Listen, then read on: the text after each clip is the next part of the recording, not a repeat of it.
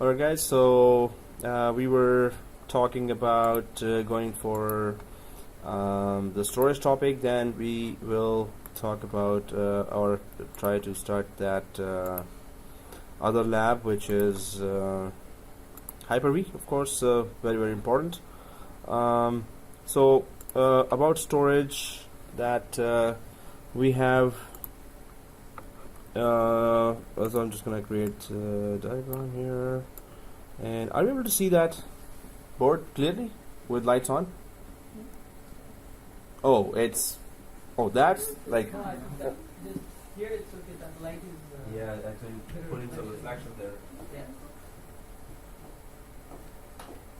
You know, these guys will start hitting me with something. There's only two guys. So suggestion is, let's cancel the class. Are you kidding me? Well, let's go easy. Okay, easy. So let's go for an easy topic, which is storage. Oh, mother. And okay, so Recording? yeah, we're recording everything, seriously. So storage, and we are still recording. And this is what police also claims when the officer stops you. I have a camera here, and I'm recording everything, sir. So we are recording everything right now. So storage and storage spaces, and there are those concepts that we need to understand. And then there's RAID. Yay! RAID. We're done with raids today. We're raiding on RAID5. So RAID 0, and that's something that we normally use a lot. So, and you must be configuring those servers, or have configured those servers with RAID, and we must have done that. First of all, just going to grab that slide. I hope I'm not running a 13 GB or okay. Before any disaster strikes, I think I have some drives in C. I need to get rid of one big machine here. Oh, there are C machines here, guys. So I've just clicked one machine. I just need space to delete one machine, so I'm just gonna pause that. Wow. On RAID. So let's resume talking about that. So anyone has ever done any work on RAID? So the difference between RAID 0 and RAID 1, basically. So RAID 0 is that you have disks. You can have suppose you have 10 disks and you want to use the collective space, and there 10 disks are each disk is 1 terabyte. So you can have a collective space of 10 terabyte, right? But if one disk crashes, what will happen? Everything is gone. So again, if we have here 10 disks, sorry, RAID 0. We're talking about RAID 0. So and why would we want to do that? Collective, of course, we need collective space. So if we have that many drives here and 1 terabyte each, so what we need is just the grouping of these drives. So we group them together, and there you go. So now we have, suppose these are 1 terabyte each, so you got a total of 5 terabyte. So all we need is actually it's 5 TB, not G, TB. So one disk goes down, so it's not redundant, or it cannot bear the loss of any one disk even, right? again. There's no sound. Again, yeah. So here one disk is gone, so that's RAID 0. But what about RAID 1? They have Sorry, if one disk is failed, the whole Set the whole volume. We created a volume of 5 terabyte by using collective space of all the disks, right? So we create a volume. Suppose these are 10 disks, 20 disks, 30, 40 disks. But if you go for RAID 0, it lets you. So what's the benefit of that? Why would we even want to go for that? So RAID 0. So first is that more space, a lot of space. You use the whole space there. Second thing, they're fast, fast IOPS or reads and writes, reads/writes. But the biggest disadvantage, not redundant, right? we need redundancy, right? So if this is RAID 0, so we can talk about then RAID 1, which is of course very, very famous, and RAID 1 where we talk about minimum maximum 2 disks. Minimum/maximum, you must have 2 disks in RAID 1, and it is also called mirroring.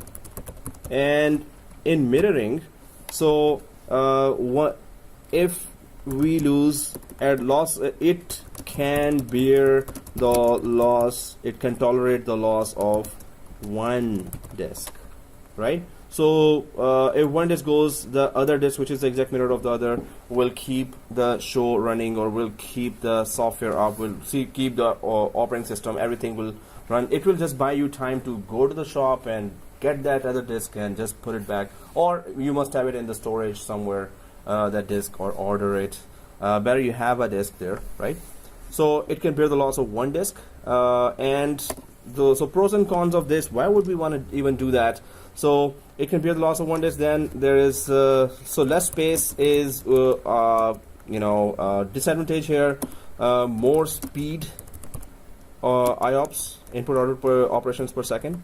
Reads and writes, or IOPS, right? More speed in terms of IOPS. So it is offering less space, and yes, it uses half of the total capacity. So we can understand that, if you're going for RAID 1, 1 terabyte each, so you have a total of, how many terabytes you have total in RAID 1 if you have 2 terabyte disk? 1 terabyte. So it's 2 terabyte, right? One. Oh, okay. Yeah, it's 1. Hey, that was a simple. Yeah. Well, it's like a minimum max of 2 disks. Minimum is 2 disks. Okay, why is it max 2 disks? Yeah, you cannot have 3. Can you have 4? No. Not more than 2. Exactly 2. Speed, IOPS. So suppose you have, and when we were purchasing this, and suppose any company we are purchasing this, so there are 2 choices normally. 3. Okay, once we had that discussion, so me and my boss and others, so we had 342 GB disks, and then there were 1 terabyte disks. So the boss said, okay, we want mirroring and we want 2 disks, so let's go for 342 GB disks. I thought, hey, we need more space. So why not 1 terabyte each SSDs for the server? No, we need speed. Okay, so if we have 1 terabyte, will we have lesser speed than the smaller disk, or will we have the exact same speed of the disk if we have 1 terabyte? What do you know about that? I mean, like, if there's a discussion, what would you say? There are smaller disks, but you need performance. Performance is more of an issue than actual space. We don't need that much space, but 1 terabyte, why not? So will it perform well or not? Pros and cons. In RAID 1? In RAID 1, or no, not RAID 1, overall. Well, it depends what type of disk you're talking about, right? If SSD. SSD, then No. there might be some slowness, but it should be negligible. Yeah. So, but if it is HDD, then yes, you're talking about if the disk is pretty full, you're using most of it, then the reading and writing, of course, retrieving the data, all will take time. yeah. So Going with the SAS drive, all this much better, but 7200 RPM or 5400 RPM goes over time. yeah, it's just more speed, more IOPS there, better disk. But what we can say is that yes, normally you might go for smaller disks, but when it is SSD, still there is that old school as well, that thing that the files are spread across the whole file system, right? So a smaller disk will take lesser time to pick them up all, and instead of the bigger disk, it will take a little longer time than that, right? But it could be considered as negligible as well. You will see a strong opponent of that as well, that no, it's not negligible. So you will see a lot of those here, a lot of those stuff as well. So RAID 1, mirroring, minimum maximum 2 disks, but that's not compulsory. Now Windows 2012 or Windows 2016 based onwards, Windows 2012, RAID1, new RAID1 has been introduced. So, or next, generation of RAID1 has been introduced. But we're going to discuss that when we go there. RAID1, and what about RAID5? So there is RAID1 here, just for comparison, and then RAID5. What is RAID5? So RAID5 here, this is called stripe set with parity, and then it has minimum of 3 disks, max can go up to 32 disks, and benefit is much more space. Speed lesser compared to, and there also some will say that it is RAID 5 has more speed than RAID 1, but speed lesser compared to RAID 1, but it is again not that much difference. And it uses it can tolerate the loss of, it comes down to 1 disk. So 32 disks are there, 1 disk goes down, so nothing will happen. Second disk goes down, so the whole thing goes down. It can tolerate the loss of 1 disk. 32, when you have 32 disks also, it can just tolerate the loss of 1 disk, right? RAID 5 and RAID 1, and we used to and even now maybe some use this configuration where lesser. This is a new way to write lesser. Okay, speed less. Hey, what was it? Okay, so lesser as compared to maybe it's this. Is that okay? So yeah, there's no word called here. So oh yeah, I knew that. Yeah. Okay, so less speed less compared to RAID 1. But there was a combination. You can use, suppose you have 15 disks, suppose you have 20 disks in a server. You can use combination of RAID 1 and 5. Not as RAID 15, but you can use the combination. You can put RAID 1 and 5. So how would you put that? And actually I used to do that way back. That if you have that many disks, suppose I have 5 disks here, so I would, and even now you can do that. So suppose minimum is, suppose you have 5 disks here. So for the 2 disks where I will be putting an operating system, so I'll just put RAID 1 here. For the 3 disks where I'll be putting the application, I'll put RAID 5 here. Now how many disks can we lose here? If the disks know that I have to go, or I have to crash from any one of those, right? If the 2 disks decide to crash on different RAIDs.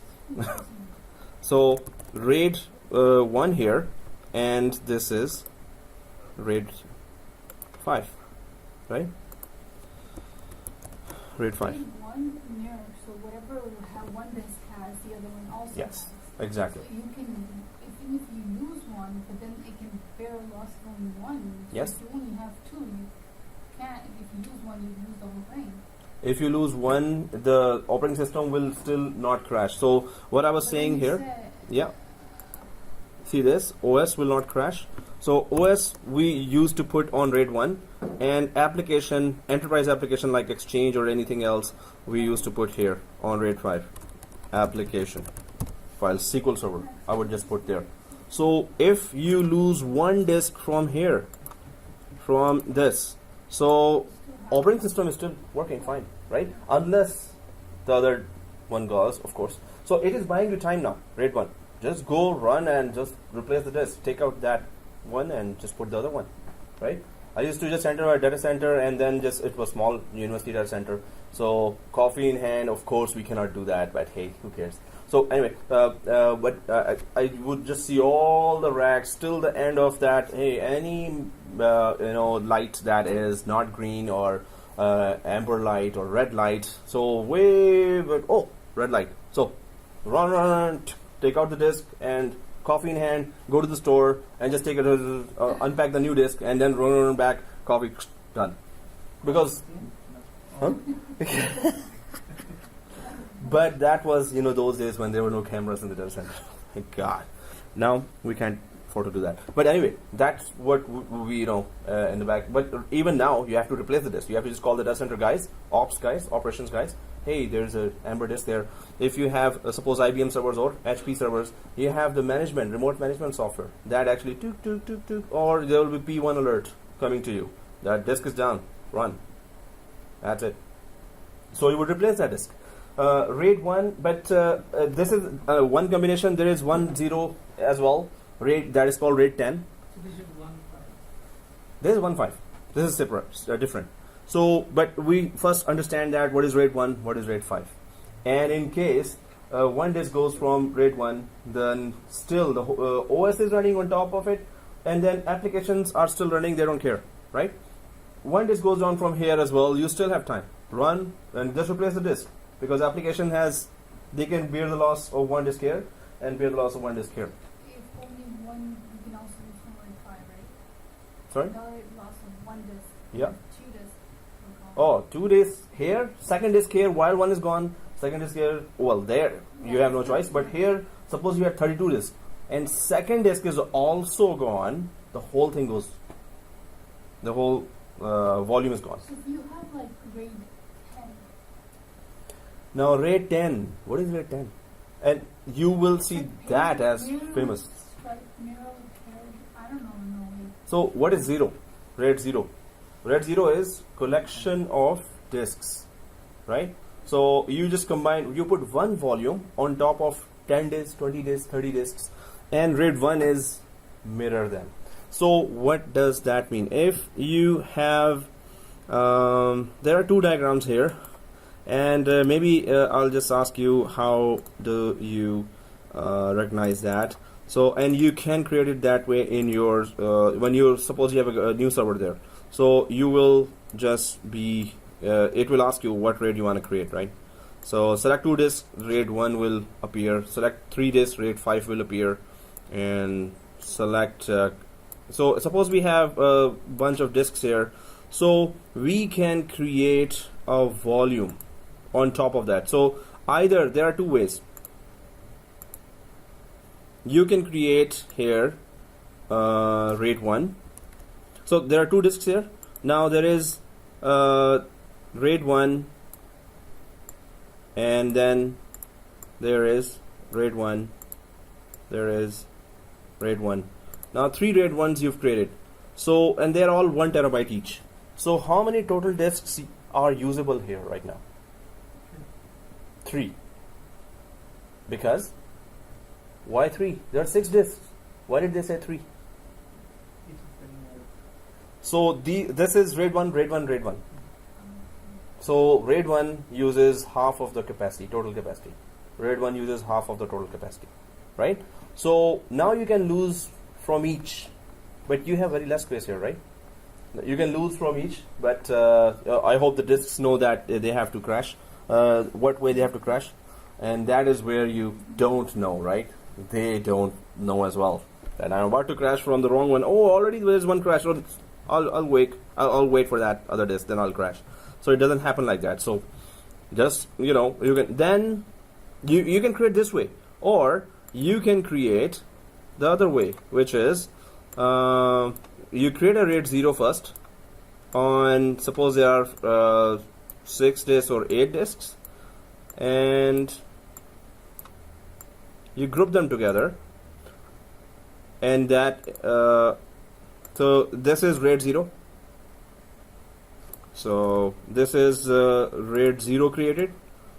Now this is not redundant. RAID 0 is not redundant, right? And there is RAID 0 created. And then on top of it, So this is one volume. On top of it, you've created one volume here. On top of one volume, one disk you've created here, one volume you've created here, and one volume you've created here. And then on top of that, you create a mirror. So this is just one volume collectively sitting on 4 disks, and this is one volume collectively sitting on 4 disks. And on top of it, the blue one is RAID1. You have more space now. This is 1 terabyte each, so you have 4 terabytes of space there. But again, if it is mirroring, it's going to use the half of the total capacity. You still are less, left with that 4 terabyte there. So that is RAID 0. The green one is RAID 0. So either you have very small chunks of this RAID, or you can have a bigger chunk created there, right? But What's the benefit here? Are you not getting the exact same space if you just created the RAID1? if you created RAID1, minimum maximum 2 disks, RAID1. yes. So there's just one volume, big volume you created there. Yeah, you can have that. You can buy that 10 terabyte disk then, or 5 terabyte one disk then, or you can group them. This is one group. So when RAID1 sees, you tell RAID1, hey RAID1, this is just one volume, one disk. That for RAID1 it is just one big disk, but underlying there are 4 disks there. So you can have 10 disks here, 10 here, 10 here. So you will have a 5 terabyte capacity here, and if one set goes down, the other set is the exact mirror of this set. This, whatever is going on here, is being copied here right now on the whole set. Yeah. Say for example the first set goes down. Yeah. And the one disk fails in there. Yeah. Out of 4. And if you replace that, would it build it again? Oh yeah, automatically. And that's where the lab comes in. We're gonna do a software RAID, and we're gonna do the crash, and then we're going to recover from RAID. So then we're gonna have a good idea about RAID. That yes, it will rebuild as soon as you put that. So when I was saying copy one hand and putting the disk inside, as soon as I put that, the disk syncs with that surviving disk. Surviving disk tells it the whole thing. Hey, this is what we have. This is what you're supposed to keep. This is what I'm supposed to keep. All you need to do is push the disk in. It will synchronize automatically. So you can also do RAID 5 and on top of it you can RAID1. RAID 5 gets 32 disks directly. So you can have, so you don't have to create 2 sets for RAID 5. Here you are making one big volume. You group the disks together into one big volume. So 2 volumes RAID 1. RAID 1 says just 2 disks I need. Hey. So, how are you? Thank you. Okay. So here, RAID 0, and so we can have this, we can have that way. So RAID 0 here, and then RAID 1. So that could combine into RAID 10, right? So the thing is that how do you go with that? Which approach you want to take is dependent on our confidence on it. So guys, let's start our server and add first 5 disks. So 2 disks will be 70 GB each. 3 disks will be 80 GB each. So today we're going to be disk experts. How to add disk experts. And we don't have heater on, right? What happened to Wi-Fi? Huh? Wi-Fi? Yeah. Oh, I think somebody closed everything. And Just now. you have Ethernet connection in the laptop? You know, the network cable connection? And for the lab, you're going to use laptop? No, I'm going to use this. This big thing, okay. Whatever that is called, yeah. Chewing gum or something. Okay. No, but somebody closed the Wi-Fi. Yeah, every time they close the light because they Yeah. electric. So, well, I can just turn it on, turn it back on. At least. Well, it's out of this. Let's do the lab for RAID 1 and RAID 5. So, by now, there are. So, I'm just going to type here that we need total 5 disks and 2 70 GB and 3 80 GB disks. So once we add that, then we're gonna just work on 2 disks first. Then we're gonna work on 3 disks. So I'm just gonna go directly there. Did I start that? Yes, I started that.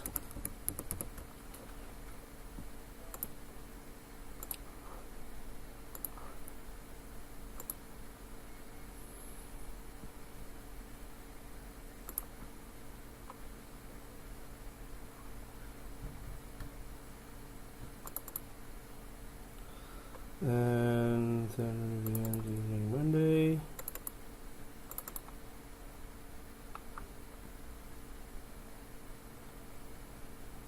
Okay. Rename that.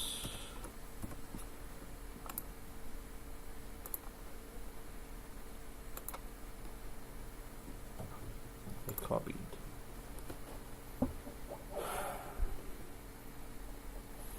Should we create a new server from the template or just start No. server there? Starts. We just need one server. So for this, so server 1, well, better let's mess up server 2. So, but in my case, I have 1. So, but we can just work on any one server. We don't need authentication here, authorization. So Active Directory is there or not, doesn't matter for this lab. So if the server is started, I'm just adding on server 1 or server 2, doesn't matter. If 1 is started and 2 is not, then go for server 1, otherwise go for 2. So I'm just gonna go for settings here and server 1, and then I'm adding the disks. So here I have just one 200 GB disk, so I'm just gonna add 2 70 GB disks and 3 80 GB disks. So we could do RAID1, crash the disk and recover as well. Then we can go for RAID5, crash the disk and recover it. So click add here, press yes, and of course it will go for hard disk there. So we can click next. Even if it is starting, you can still add the disks. Yeah. So right click settings, and then if it gives any authentication, yeah, you can, and then click add. If it asks for username password, just click no to create new disk, and one is 70. Yes. So again, I'm just gonna be here. I hope everyone is there. So I'm just gonna click add, and the hard disk is there. If it asks for username password, just click no, and then if everyone is on this screen, hard disk, click next. SCSI is okay, because externally we don't care about that. It's okay, SCSI. And then next is create a new virtual disk. Yes, we need the new virtual disk here, and then we can go for 70 and next, and this name doesn't matter, so it's okay, whatever name is, it's okay. Click finish. So we have one 70 GB disk here. Now I'm gonna go for click add again, hard disk, next, SCSI, create new virtual disk, next, 70, next, finish. So all I did was the change was just 70. The rest is next, finish. Nothing to change. So 2 70 GB disks, and now I'm gonna add 3 80 GB disks here as well. So click add, hard disk, and next, SCSI, create new virtual disk, and now it's 80. 3 80 GB disks. So nothing else. 80 GB, next, finish. Again, add. Whoa, there's a notice technology called mute. Oh, okay. Wow, students are calling. Final exams going on in other colleges. So hard disk, next, SCSI, next, create a new virtual disk, next, 80. That's the next, finish, right? So this will be, I need just one more 80 GB. So 3 80 GB and 2 70 GB, right? So hard disk, next. Yeah, we know that. 80 and next is finish. Okay. Done. Yay. So now it looks like this. 270 GB here and 380 GB disks that we have added just now. So we have just added 270 GB disks and 380 GB disks. And let's quickly go ahead very fast. So press OK here. Now what? So okay, let's quickly do that very fast. Okay, so here now there is an old way of handling RAID in Windows, and there's a new way of handling disks and RAID. So if you want to format any disk older way, or the way you know, what is the way you know that where do we go if you want to format the disk now? It is computer management and then disk management. Come on, you must have done that before. Just say yes. Okay. I know you did that. Come on. I know. Okay. So here we have so one, and then I'm just gonna go for tools here, and then computer management. This one. So we have added 5 disks, 270 GB and 380 GB, and now we're going for computer management. Tools, computer management, and there's the disk management. This one. That's the old way of doing things, and we're gonna do the new way as well. But then we're gonna go for and talk about the new RAID1 and new RAID5 as well that has been introduced in Windows 2012 onwards, server 2012 onwards. So disk management, when we go there, of course, we are seeing 5 disks there, and they are all unallocated. Do not bring them all online, because we're gonna be now creating RAID1 on 2 of the disks, which are just 70 GB each, right?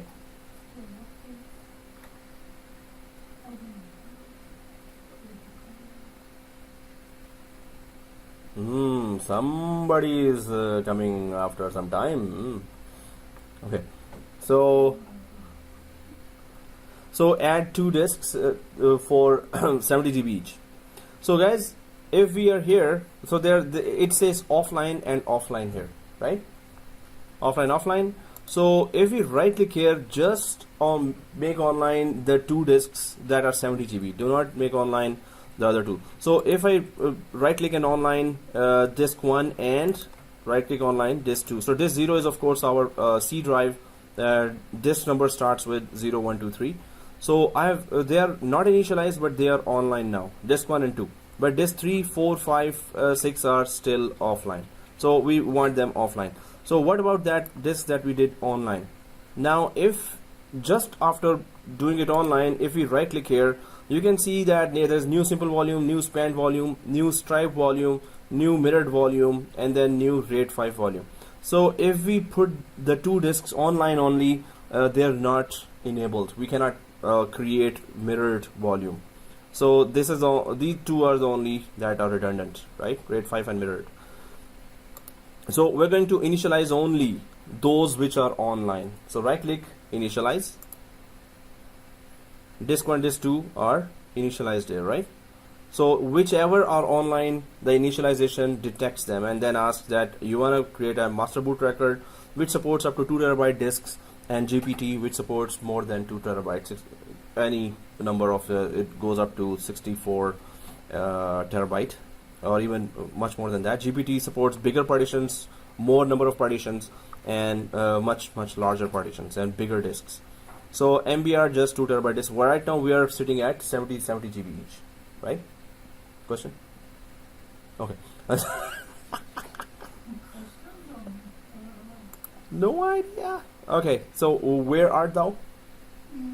So resuming now we have this 2 initialized here. So I'm just gonna press OK here. As soon as we have disk 1 and 2, which are just 70 GB each, when we initialize them, then now you can see that RAID5 is not enabled, or it is grayed out, but mirrored volume is enabled. So why is RAID5 not enabled?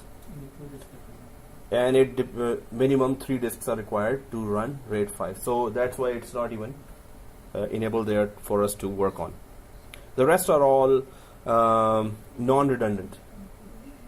Yeah, you're right, whatever you said.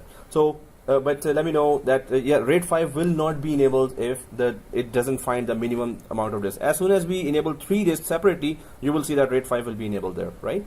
So new mirrored volume, we're just gonna click that new mirrored volume, and 70 GB, so total will be 140 GB, right? Yeah, total will be 70 GB. So next, and yes, we need to add that disk that we initialized. So remember, we did not format the disk. Don't format that, because we're gonna create a collective volume on top of that, right? Add, and then next. So now the volume partition, or the drive letter will be just E for one volume that we're creating on top of 2 disks. Next, and we can just give it RAID1, and also select perform a quick format. So REFS, there is REFS, which is resilient file system. That's the new file system Microsoft has introduced. NTFS, new technology file system, which is actually old technology. So it was there when Windows NT was there 10 years ago, 15 years ago. So REFS is resilient file system. Resilient means if the hard disk crashes with this file system, you will be able to recover files, and those files will be intact. So sometimes, suppose if you have ever used a third-party software that recovers files, sometimes, or a lot of the time, the recovered files you cannot understand those. The writings are so messed up that you recovered them, but you cannot understand what's written there. So again, whatever, some files are understandable, others are not. But REFS, it is kind of after the crash, majority of the files, they claim that they will be recovered properly and understandable as well. That's one of the main features, but resiliency is there. But we're going to talk in the slide as well about this REFS. What are the other features? So anyway, we're just selecting NTFS here and perform a quick format RAID1 and click next. And finito. The operation you selected will convert the selected basic disks to dynamic disks. So basic disk does not have this feature of all the volumes that you can create on top of a group of disks. Only dynamic disks have the volume. So that's why it's going to convert it to dynamic. It says here basic, so it does not support advanced features. When you click dynamic, then RAID 5, RAID 1 and RAID 0 will be all supported there. So yes, we say go ahead, yes, press yes, because it will convert to dynamic, then it will enable RAID on top of that. And whoa, that was fast. So it is done for everyone? Yes. Not for everyone, but yeah, it is done, right? Okay, so guys, do we have an E drive inside our file server, which is file explorer, and we go to this PC, we have, right? So this is the E drive that we have, and it is now, of course, as we discussed, that it is just using half of the capacity. It's a combination of 2 disks right now, but it's just using 70 GB. Otherwise, it should have been 140 GB if it was not RAID 1. But it is RAID 1. So double click that RAID 1, and let's create a new folder on the RAID 1 E drive, a new folder. Suppose it's accounts folder, and then let's create a notepad file there. Double click that and create new rich text document.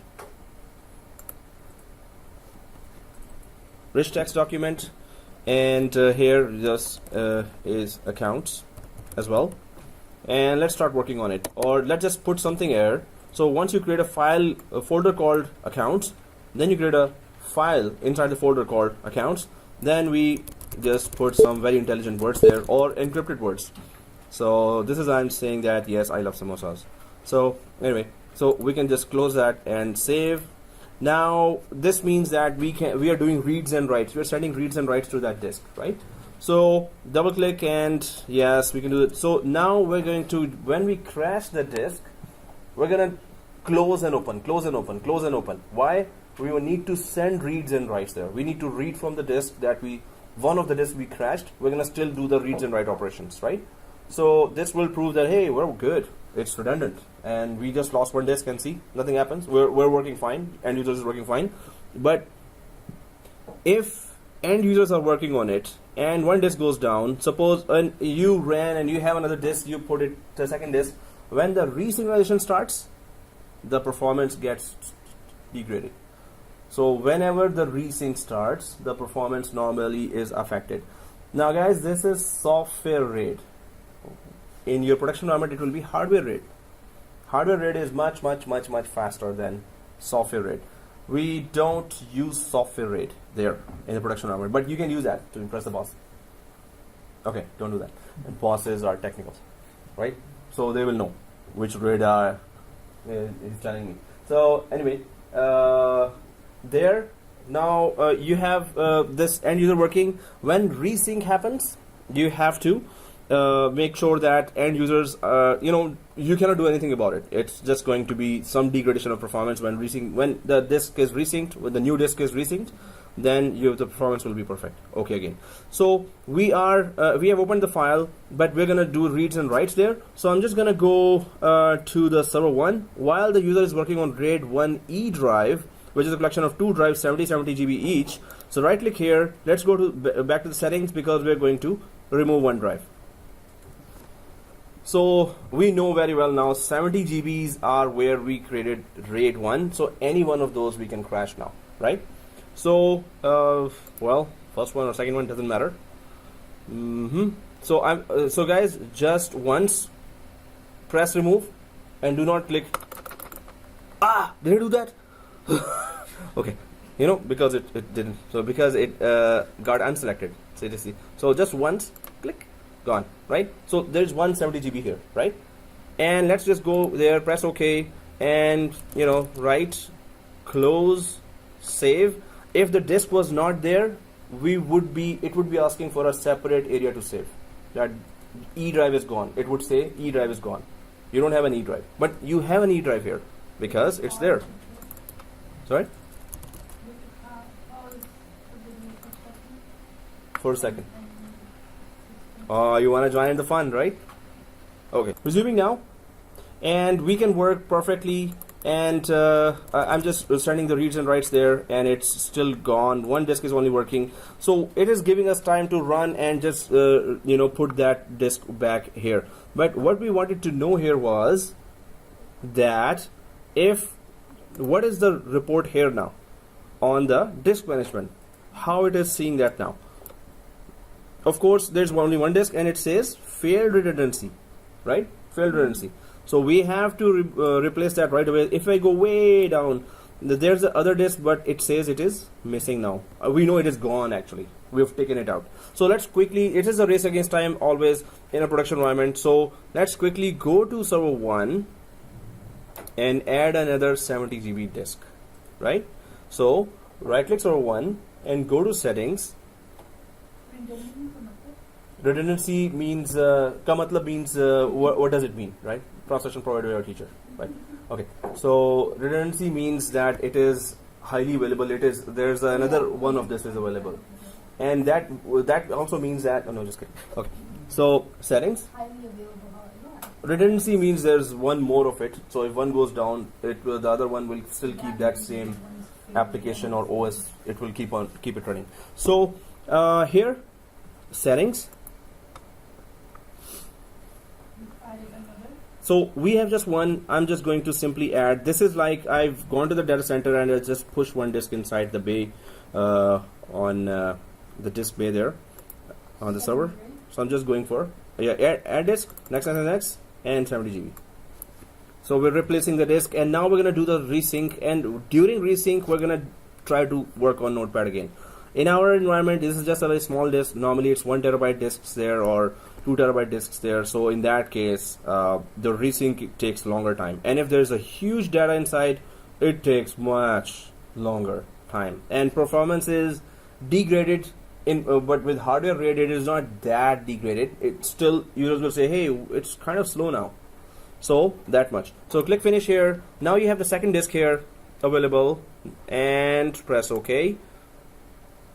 So second disk is available, and it is 70 GB. Yeah, this one, right? All we need to do is make it online and initialize. Two things to this disk, do not format that. Yeah, so we right click this new 70 GB disk, and first we, oh, did I made it online? So it is online. In my case, it is online. Everyone, it is online. So just initialize disk, and that's the only one it detects there. MBR or GPT doesn't matter. So press OK. Now, until this, we're gonna keep it initialized level. Then we're gonna go to failed redundancy, because now its single disk is, having, suppose there was an operating system on top of it, so that operating system is still running fine. So I'm just gonna right click on top of it, because I need to add the second disk that is waiting to be added. So which option should I choose to add the second disk? There's a reactivate volume. There is another option there. Anyone else wants to try? What option should I choose? Remove mirror, right? This one. Dinesh said yes, and No, that's what I'm doing. Huh? No, this is the misleading one here. We have to go here. It says remove the missing disk from the mirror. It actually means that, but if you go further, it's going to remove the mirror if you keep going that way. So click the remove mirror, or I'm just making you more afraid. Otherwise, this is the way we go. So click the remove mirror. So it's not remove. It's very misleading, right? It doesn't do anything until we actually remove the surviving disk as well. So missing, just remove the missing one. Yes, I'm sure. And then this RAID1 has changed the drawing, and then right click again this RAID1, right? And now add mirror. Now that makes sense, right? Or remove mirror was like, whoa, what are you doing? First. So disk 1, add mirror. So guys, when you click the add mirror, this message comes. As soon as this message starts, then disk will be added and it will be resyncing. It might be fast, but we have to go fast and keep on working on that notepad just to see that if the performance degradation happened or not. So press yes. As soon as I press yes, I'm gonna go back to that notepad, which I don't know where it is. Oh, it's already there. So, oh yeah, double click. It's kind of slow for me in the beginning. Close, save, double click. Now it is slower. Save, close, yes. Wherever it picks up speed, it's kind of slow before, slower than before. That's overall because it is still resyncing. So resync, you have to know that even in hardware RAID, in production format it is always hardware RAID, right? And there is always a RAID controller. There is a RAID battery as well. If the RAID battery is gone, yeah, the whole RAID is gone. RAID battery, okay, it goes away in 5, 6 years, 10 years. Anyway, so but it starts giving you warnings when you restart the server for patching. At that time, always see all the warnings that maybe something related to RAID it is trying to say. So anyway, this was RAID1 mirroring, right? Any questions? Easy, right? Minimum and maximum 2 disks, right? Using half of the space. Let's go for RAID5. Yay! It has different way of working, a little different, and it has different way of recovery as well. So RAID1 is already working fine, right? Oh, it's still giving me this F5. It's still resyncing 95%. Okay. Oh, now it is done. Is it done for everyone? Okay. So we just added the same 70 GB bring initialized it. Yep. And then automatically just. That's it. Then forget But it. that, like, how do you know it's like? No, we don't have to, because these two disks are working together. So what we care is E drive is working or not. E drive is accessible or not. That's what we care, right? But in the background, it is mirroring itself. Yeah. On that original disk that was, I can't remember what it was. But yeah, it was E drive. We created an E drive on top of one volume. We created on top of 2 disks, right? So that one volume is still working fine. The notepad, right? I'm gonna crash one. Yep. Oh. I can't Yes. come up with a question. Oh, I okay. know there's something, but I just. Yeah. So, but that's why we have to redo the labs at home as well. But but you can try that right now as well. It's just that your tea is getting cold. It's not good. Okay. That's because we turned out to be Oh. 10 minutes ago you were praising a lot that, hey, I make very good. Okay, anyway. because it's microwave. Okay. Okay. So there is a reason Tim Hortons there around the corner. Maybe drive through or walk through. Yeah. Okay, guys. No, just kidding. But what went there? We had 2 disks, and we just created RAID1 on top of it. It needed 2 disks to create. Minimum, maximum, 2 disks, right? For the RAID1. So we had minimum, maximum 2 disks. We said, okay, let's create a RAID1 on top of that. We created a volume, and that volume just translated there. It is this E drive in my case. In your case, it is H drive. So E drive, and this volume is created. End users are concerned with this. They don't care there are 2 disks below or not. They don't care about that, right? And then we took out 1 disk. End user still doesn't care. Who cares? I have access to that. Otherwise, I'll create a ticket. That's it, right?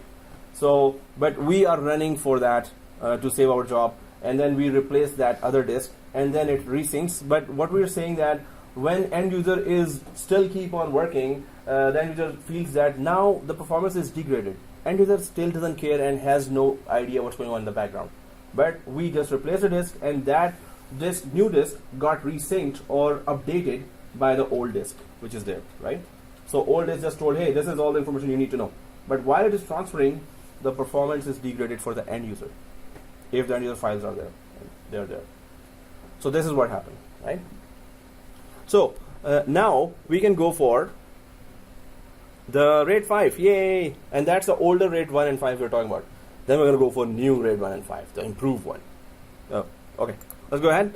So here, if you go down, there are 3 disks still waiting for us to be experimented on. So there is disk 3, 4, and 5. In your case, maybe it's disk 6, 7, and 8, I guess. So you have to keep track of those, though, which are still not. They are still offline. 3 are still offline, right? So disk 3, 4, and 5. In my case, in your case, 5, 6, and 7. So disk 3, right-click online. Disk 4, right-click online. Disk 5, right-click online. Now these 3 disks are supposed to be. So if I just put them online and not initialize and right-click here anywhere on the unallocated space or the disk that we haven't used yet. So right click here, still RAID 5 is not accessible right now, or nothing is accessible. So of course we're going to select initialize disk. It will detect, oh, there are other disks that needs initialization and they are online and they need initialization. So we're going to say yes, okay, yeah, whatever. Press OK. Now when we right click again on the unallocated space, it detects that there are 3 usable disks, and yes, RAID 5 needs minimum of 3 disks. So let's go for RAID 5. Yeah, we're good, right? RAID 5 needs 3 minimum disks to get a minimum 3 and maximum 32 disks. RAID 5 has 3 minimum, maximum 32 disks. Yeah. So I'll tell them to give us a discount, right? 16 up to. Okay. So yeah, RAID 5 volume. Now I've selected RAID 5 volume, and next, right? But now it's a little different. So RAID 5 volume stores data in stripes on 3 or more disks. It provides a way of recovering data if part of the data is lost. RAID 5 volume stores data in stripes on 3 disks. So some data on one disk, some data on the other disk, some data on the. So each disk has some data of the other disk as well. So if one disk goes down, yes, it can bear the loss. But second disk goes down, the whole chain is broken. So next, and then there are 2 disks that we need to add, right? So it's click add 3, 4, 5. And can you tell me how much space are we able to use? What space we are supposed to use? This is 80 GB, right? So 8 by 3, 24 GB we are supposed to use, 24, but we are using 16 GB. Why? One disk minus one disk. One disk is minus, right? In RAID 5, one disk is a space we do not use. We cannot use. So the whole data is just, or it is for recovery, you can say. that data is there. Now next, F drive will be created, one big volume on top of the, suppose there were 32 disks, still it's just one big volume, right? So next, and now we have RAID5. Perform a quick format. So if you have selected that, go ahead and click next and finito. And also it's going to convert it to dynamic disk first, because it's software RAID we're talking about. So if you get new servers, you will, so suppose IBM or HP servers or other Dell servers, so normally they give a setup DVD there, setup DVD. Or if it's not there, you just start the server and go for, on the start in the BIOS, it does show RAID controller setting or RAID settings or disk settings or just setup. If you go for any of those, it will ask you, hey, you want to set up a disk, you want to set up a RAID for that or not, right? Oh, 6%. You kidding me? 9%. Same speed? 36. You started early. Same time. Oh, yours faster. That's not fair. And how come it's, you're sitting on the heater right now? Not on. It's not on, which is okay. Which is okay or not okay? You feel cold or something? Oh, okay. Okay, so we are doing 21% resyncing. Yay! Seriously? Well, we can use this time. Okay, let's talk about. So what we did was we just enabled RAID5 on 3 disks now, and it takes time to resync, right? While this is going on, need help? I'm just waiting. Right. To. Oh, you did that. I'm doing what you're doing. Okay, good. So, okay, guys. Now let's just talk about this. That what if we have the what if it tolerates 2 disks? That would be fun, right? So we've been talking about RAID1 minimum 2, maximum 2 disks, and RAID1 in. Now we have to draw another line here. RAID1 here till Windows 2008 and RAID5. So now Windows 2012 and Windows 2016, it's a little different. So if you have hardware RAID also, Windows supports totally what is supports. So I'm just gonna start writing that now. So RAID1 2012 onwards. So RAID1 Windows 2012 onwards, which is 2012 and 2016, right? So what is new here? So first of all, okay, I'm not in front of it. So RAID1 minimum 5 disks. Minimum and maximum, sorry, minimum and maximum 5 disks. Can tolerate the loss of 2 disks now, and that's good. So more space and / more speed.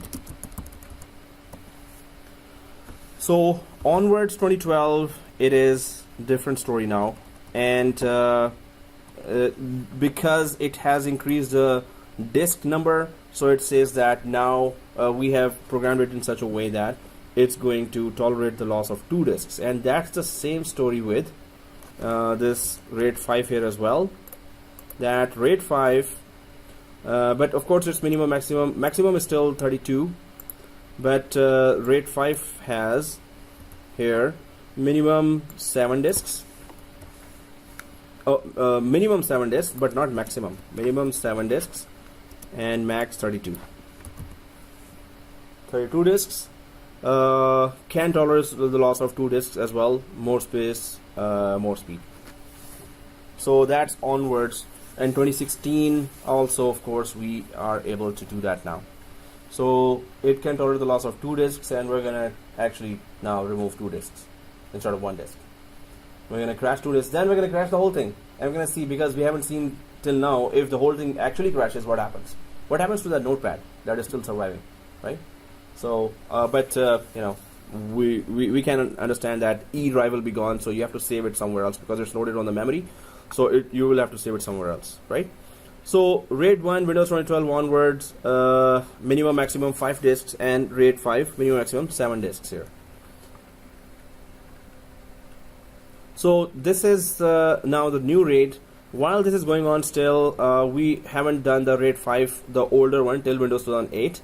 So if I go back and check, I think it's done. Yeah, it's done for everyone, right?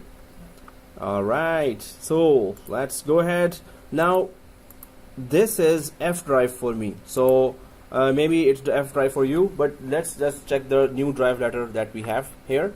So it is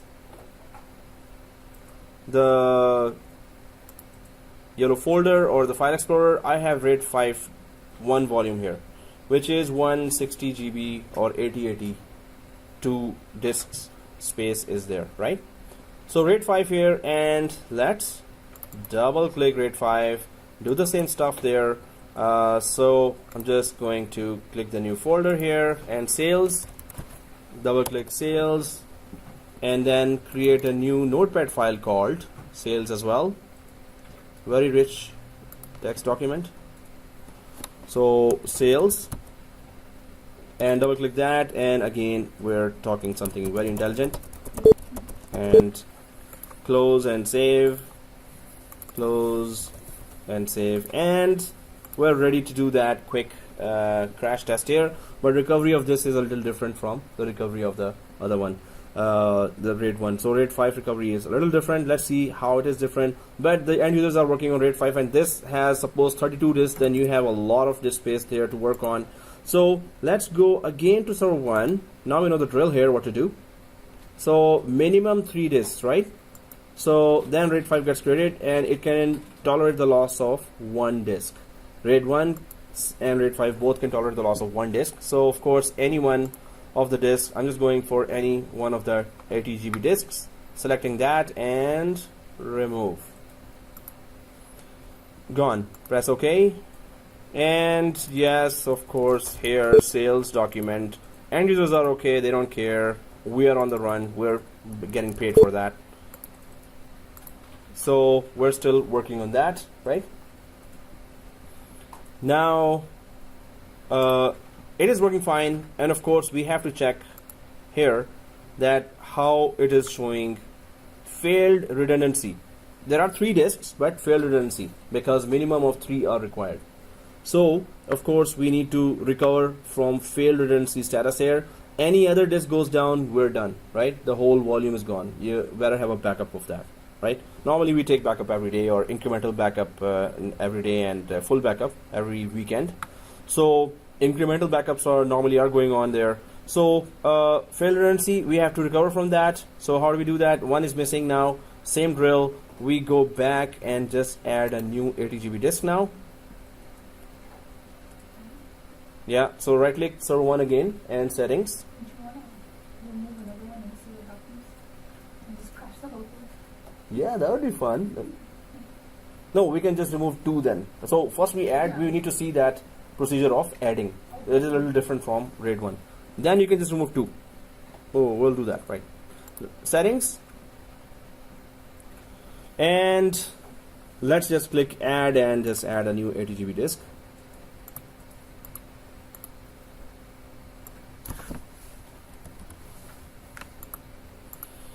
Finito. 80 80 80, and press OK. So now we have an 80 GB disk here, which is not initialized, but is it online? So right click, yes, it is online somehow. Yeah, it is also taking the name of disk 4. So just go ahead and initialize that newly added disk. Yeah, initialize. No, you were not. This is what you mean when it goes, like you just added a new disk. Yeah. How does it know it should go with, like, No, it right now it has no idea. Right now it has no idea that it is about to be added to RAID 5 or RAID 1. It is just being initialized what kind of partition. So MBR supports 2 terabyte disks. GPT supports more than 2 terabyte disks. So it has no idea. So when you press OK, At this stage, it automatically starts to have like No, it's not going to resync now. no. The next steps, we're going to add it manually to the RAID. Right now, which partitions type you want to support? Which MBR master boot record or GUID partition table. So right now it has no idea. Okay. That So this is not a process of adding to that. It is one of the steps, but right now it has no idea. So disk 4 and MBR and press OK, or GPT, doesn't matter, whichever you select. Now we have to add it because it is ready to be added. Without initialized, it is not even ready to be added. So now we can tell it, hey, yeah, we're going to be adding you. That's why we introduced you here. So failed redundancy, anyone. I'm just going to right click on any one of the failed redundancy one. And what do we do here now? Go for the most misleading one. Repair volume. Rip- Delete volume. Repair volume? Delete? Yeah, that's the most misleading one. That's why I said volume. That's a good one. No, delete volume will delete volume. No. Did you delete volume? Don't tell me. I read before I do anything. Okay. So delete volume is most misleading, but This yeah, one- it actually does what it says. Okay, so this time it does what it Yeah. Remove mirror was the last one. Yeah, it's welcome to Microsoft. It's welcome to Microsoft. So there is a repair volume and there is a reactivate volume. These might be the contenders. So if we go for repair volume, so it says select one of the disks listed below. It would be used as a replacement for the broken RAID 5 volume. There you go. Repair, now it actually is, using the words that it's supposed to use to recover. Another disk, and it was like, Yeah. So it detects that there's initialized disk here. okay. If it was not there, it would not have detected it. Like how many disks you want us to Exactly. occupy. Yeah. Of course. So press OK. And yes, go ahead and make it a dynamic disk, which supports all the advanced features. Press yes, and it's going to resync forever. So, it's going to take some time. I used it for making it a little easier. Oh, yeah. Before it was, I tried my best to make it very hard to understand. That's Oh, 3%. I really... guys, if it was 200 GB disk, it would have taken him much longer. We would have all grown old here. Yeah, trees and branches would have been in, Okay, so, this is RAID 1 and 5, the old way. Now the new way. Da-da-da. Oh, okay. Okay. You wrote the 16 server, right? No, you need to know the backward compatibility. 2016 supports all older ways and newer ways as well. Yeah. Yeah. Oh, so you're about to curse somebody? Yeah. Resuming? Oh, it's 99%. Cool. See? It helps, no? No, we could have covered some topics actually. So. No, but that's spooky. I didn't notice that. There was a real estate already. Wow. And they are still hiding from us? I don't know. Maybe tomorrow when you come and, locked, and we're all like, dush, dush, dush, dush. Hey, what's, okay, no one's feeling cold? Open laptops here. I don't know what's going on. Yeah. Yeah, real estate, unreal estate maybe. So guys, this is I think everyone's done here, right? So, okay. So we can actually do that destruction thing, right? So here, if you go to the folder, just see that RAID 5 is there, right? Sales, and open the file, and actually end user is actually busy doing something, right? Blah, blah, blah, blah, blah. Now don't close the file because the whole floor underneath that file will be gone now. Floor underneath the file. So this file is living on sales folder inside F drive. The whole thing will be gone. So this file will be just hanging on the middle. It will be actually on loaded on the RAM. And then if the whole RAID is gone, what will happen? All the files that were open, it will stay open. Files will stay open. They will ask you to, where do you want to save? Yes, where do you want to save? Then that's the only thing it will offer. Exactly. So right click, server 1, settings. Now this is how to blow up a RAID. Oops. Okay. Yeah, this program should be live now. Those programs always get better ratings. So 80 GB, remove, and then another 80 GB. No, and you can just say, "Ah man." So click, "Oh man," Darn it. press OK. Okay, darn it, and now the floor is gone from that. Sales is just on loaded on the memory, and if I go down to this PC, of course, the whole drive is gone. Whole volume is gone, right? So if the disaster actually strikes, that's how it will look like. So now we can just save that open file somewhere, anywhere else. So save, and the system cannot find the path specified because it was saved at that path. So then it's gonna ask, oh, you want to change the path? And we'll say, yeah, sure, why not? So A, and why am I even saving that file? Anyway, so close. You're following me through like idiots. Oh yeah.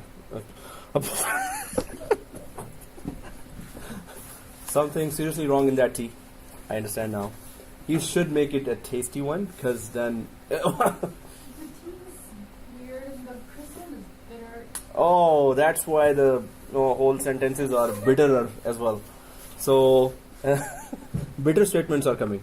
So, okay, let's go ahead and try to actually understand or actually implement that new way of going for creating. Now, there is another thing that we're going to be looking at, which is the spare one. So, spare disk. Now, that's very cool, feature that we also have in Windows 2012, 2014 grouping of disks. That you can actually, I was just doing that. So you can have a group of disks connected together, and you can configure one disk as a spare disk. Now that's very cool. So suppose you have these 5 disks here. So one of the disks you can just select as spare. This is kind of standby. What happens? One of the disks goes down, the spare one gets activated. That's very cool in 2012 and 2016. So this spare thing we can do there as well. So let's go and check out the Windows 2012 and 2016 way of doing the RAID 1 and RAID 5. But 2016 we are doing that, and it is backward compatible. So we should have known that how the old RAID worked, and now we're gonna see that new RAID. So for that also we need to finally test that file called slide.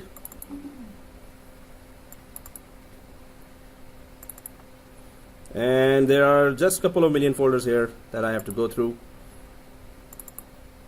And tech docs, and then there's 2016. Whew. Remember. Okay. Yeah. Because I have to test them every day, so nearly. So there is storage, yay! Okay. So here and storage spaces, implement storage, deduplication, we have to do that as well, and mod. This is the one. Local storage. Deduplication is also very interesting, but the lab is very small. And one day, Monday or Sunday, it's gonna open. Okay. And was I recording all this time? Yeah. So we have this type REFS, VHDX, VHD. What's the difference between VHD and VHDX? For new format for the virtual disk of the virtual machines created inside Hyper-V. See, so easy. Okay, anyway, so we're gonna jump into Hyper-V next class, and we're going to be swimming inside Hyper-V. You must know swimming first. Okay, anyway, so MBR. Yeah, that was a cheesy joke, I know. So standard partition table format since the early 1980s. 1980s, right? Many of us were born way before that, right? I'm just going age conscious right now. So supports a maximum of 4 primary partitions per drive. Maybe you've messed with your home computer there, and anyone has ever connected 4 drives, 4 physical disks to your computer before on a main board, if you've connected with data cable or the SATA cable now. If you've done that, So A plus course, or just mess up with your brother or sister's computer. Just take it out and hey, I'm just learning today, and then that's it.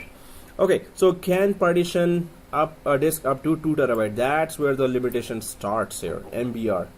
GPT. GUID partitioning table. GPT is the successor of the MBR partition table format, supports a maximum of 128 partitions per drive. You can create one partition C drive, second partition D drive, E drive, F drive, H, then A1, A2, A3, A4, B1, B2, B3, B4, and it goes on up to 128 partitions. Can partition a disk up to 18 exabytes. What is exabyte? After terabyte there is petabytes, then exabyte, exactly. So it goes up to, so GPT partition, when we were selecting MBR, we could have selected GPT as well. It doesn't make any difference, but it supports much bigger disks and bigger partitions there, right? So use MBR for disks smaller than 2 terabyte, and yes, GPT for larger than 2 terabyte. So that's the main thing to understand here, that the slide also shows. And let us go ahead, wait. Tick tock, tick tock, tick. Yeah, amazing. Oh, that was an actual bazooka. It was like actually, yeah, it's no, it's the same tribe. We're still the same tribe, and bazooka back. So there's a war zone, guys. This is actually a war zone, and now we're gonna go ahead. There are basic disk, dynamic disk, and disk volume. Oh yes, ma'am, will do, Commander. No, these. I think I've sent you all the disk, all the partition, disk partition slides. Seriously, first I said disk, then I said partition. Anyway, so but I'm gonna be sending the whole thing again in the other one. If Dropbox link was there, Dropbox, they kicked me out, I think, or I kicked them out, I guess. I don't know who kicked who out. So anyway, basic disks. Initialize for basic storage, the default storage for the Windows operating system. This is basic information. Dynamic disk be modified without restarting the Windows system. Provides several options for configuring volumes. We know there are advanced options that are available. So that's strange that as soon as you put jacket, it's somehow is not much colder. So disk volume requirements include a system volume for hardware specific files that are required to start the server. So what are the hardware specific files that are required to start the server? Anyone ever talked about? No. So there are ini files, there are .com files that actually push the operating system to start it, in fact. So the disk volume requirements, a boot volume for the Windows operating system files. So there are basic files that starts the hardware as well as the operating system there. Oh, okay, that's what we were talking about right now, FAT. Okay, so yeah, don't look at me when I say FAT. Yeah, so so FAT provides. Okay, so FAT provides basic file system, partition size limitations. FAT32 to enable larger disks. Seriously, I don't want to say that word again and again. And XFAT developed for flash drives. So file allocation table. What does that mean? File system. What does it do? Gotcha there, huh? No one's laughing now. So file allocation table has the information of the files that has been dispersed across the disk. So you install MS Office. MS Office, it's not like it will install on the first sector, second sector, or first section of the file disk, then second. It will not be organized installation of any software. It will always, just like you have a bunch of pebbles there, small stones, and you just throw it there, and it just spread across all the area or on the floor. So the files are actually scattered across the disk. So FAT or file allocation table tries to know. So suppose you double click MS Word file. So it knows where the files are. Where is that file, that file, oh, there are 200 files that I need. This is on the last of the disk, this is on the middle of the disk, this is the start of the disk, and now MS Word opens. It opens right away, but it is collecting files, and the file allocation table knows that where the files have been spread.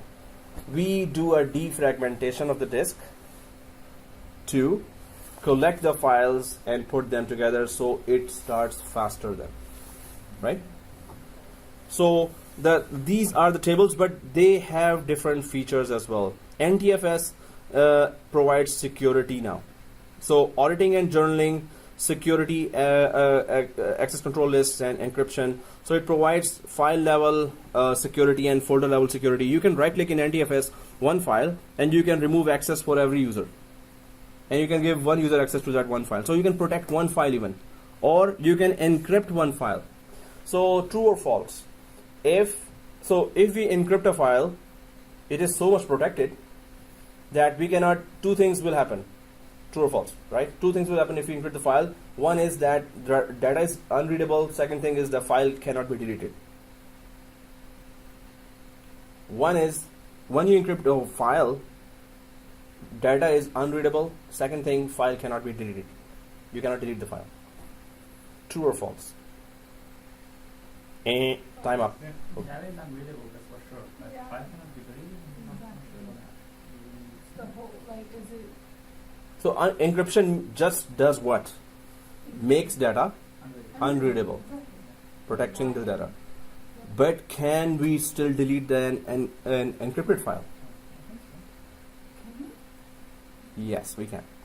You save the file from being deleted by removing the access of the users. Encryption does not save the file from getting deleted. Encryption saves the file from the data being read. It just saves you from that. It protects the data. Nothing to do with the file itself. So it's good. Somebody cannot read the data and then deletes the file. Okay, data is protected. Data was protected. Nobody was able to read the data. It was the data that any hacker would be going for, right? So encryption and ACLs, these two you have to implement for a total security of a file. ACLs remove all the user access, everyone group and all the user access, and you want to give one user access, so you have to go to ACLs, and then you can also encrypt the file. Encryption is also a very sensitive process. If you lose the key to decrypt, that file is forever encrypted. Suppose you encrypt a whole disk and you lost the key to decrypt. That's it. You cannot open it unless you have a very expensive decrypting software that does that. Anyway, so NTFS provided all this security. Otherwise, file allocation table was just a simple, without any security. It was providing all kinds of features there, but security was not there. FAT32 to enable larger disks, and expat developed for flash drives or flash disks. So metadata auditing and journaling, you can keep an eye on your files, who is accessing, and you can keep a copy of those files as well. And metadata is just information about the files, where they are. REFS now, this is so NTFS you can see in all the NOSs. NTFS is available in all the NOSs. What is NOS? NOSes, Network Operating System. NOS, Network Operating System. So those operating systems that are meant to be installed in the networks, in the businesses, in the organizations. So there are home editions. They are not meant for network operating systems. Home editions like Windows 7 Home Edition, Windows XP Home Edition, Windows 10 Home Edition, they don't have that kind of security as the Windows Professional, Windows Enterprise, 10 Enterprise, 8 Enterprise. These have the actual security available, and they are meant for network operating system, or NOS, right? NOS. So NTFS is available in NOS, network operating systems. Well, now you will see in home editions also NTFS is there. It's up to you. You can just use that. But so REFS is the new one. Backward compatibility support for NTFS. Whatever NTFS does, REFS or resilient file system also does that. Whatever NTFS does. Enhanced data verification and error correction. That's where data gets lost, and what's the purpose of buying 10 terabyte disk and then data is unreadable, data is corrupt all of a sudden, right? Some sectors of the disks are corrupt, or some chip of the disk is gone. So it says that no, we're gonna still try to make sure your data is readable, and error correction and data verification will keep on going in the RAFS file system. Support for larger files, directories, and volumes. So you can go as big volume. Suppose you have 20 terabyte disk, or you have just 10 terabyte of 10 disks. Now that's a lot of terabytes, right? You can create one big volume, and RAFS can support very big volumes as well, right? So implementing RAFS. RAFS has a number of advantages over NTFS. Metadata integrity with checksums. Again, your data, it will keep on checking if it is not getting corrupted. And expanded protection against data corruption, maximizes reliability, large volume file and directory sizes, storage pooling and virtualization, redundancy for fault tolerance. So what is storage pooling? Now that's our next topic as well. Yay! Okay, so what were we having all this time? Break. There was a virtual break. Okay, so we were just sitting here and having fun, but we have to go around the college and have fun. So okay. Disk scrubbing for protection against latent disk errors. Again, your data is being protected there. Resiliency to corruptions. Again, it's saying the same thing. Protection against data corruption, resiliency to corruption. Seriously, they ran out of words, so they're using the same thing. In other words, shared storage pools across machines, and storage pooling and virtualization and shared storage pools. See, we can see that Microsoft doesn't have much more features to say. They're repeating the same words again and again. Yeah, they have to fill up the whole page with that. See Microsoft, what they're talking about here. Oh, okay. Yeah. So, that's a long slide, guys. And I'm going to be putting that slide there, up there. Demonstration. Okay, yeah, we're going for demonstration. So, let's go for that demonstration. First of all, what is the difference between... no, if you had the watch there, then I would have just mentioned that. You can just... Oh, okay, anyway.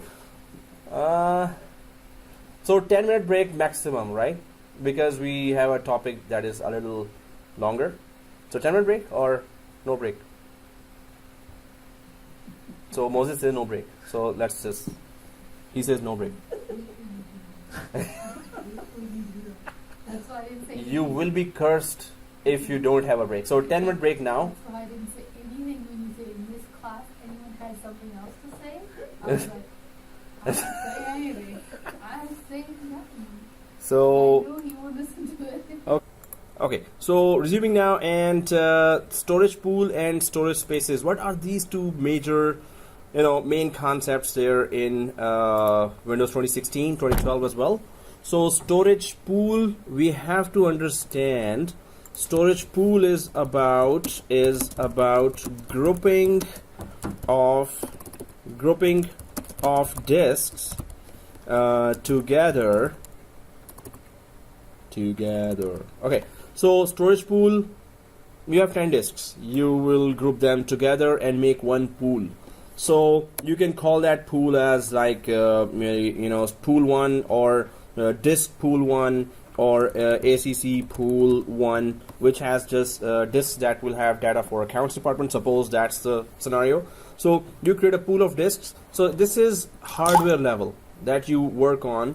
If you go talk about storage pool, it is just about grouping of physical disks, physical or virtual / virtual disks together.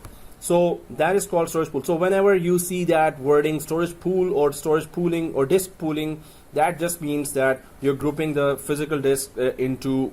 So when you group a disk together, you can create a volume on top of it, right?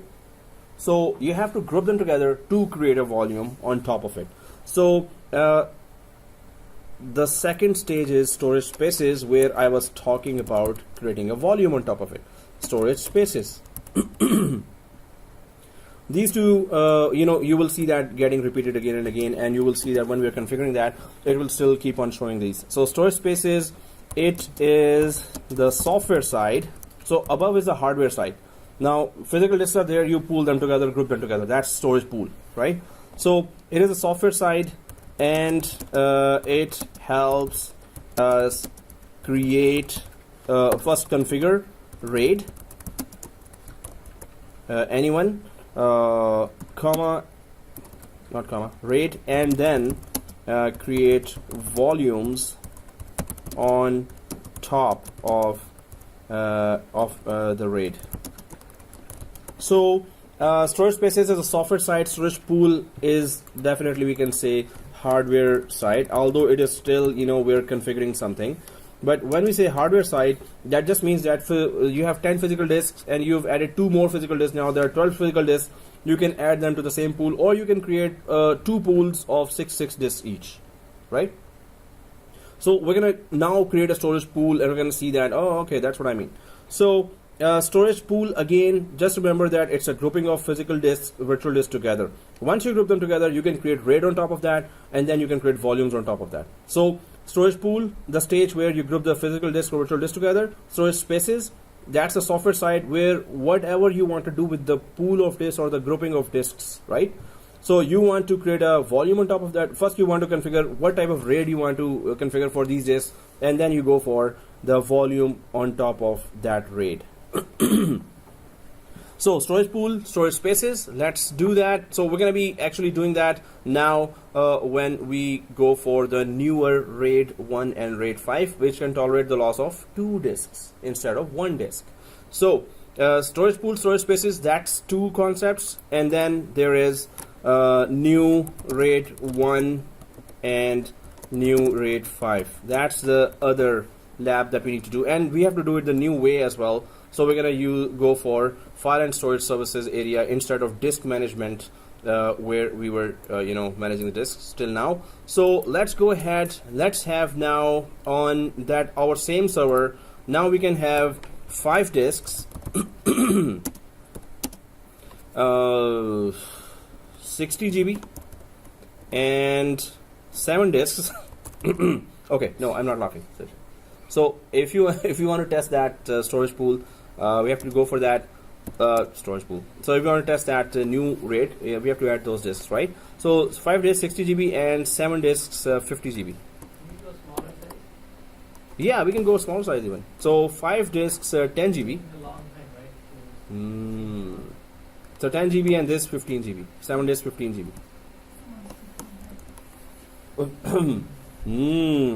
5 disks 10 GB and 7 disks 15 GB.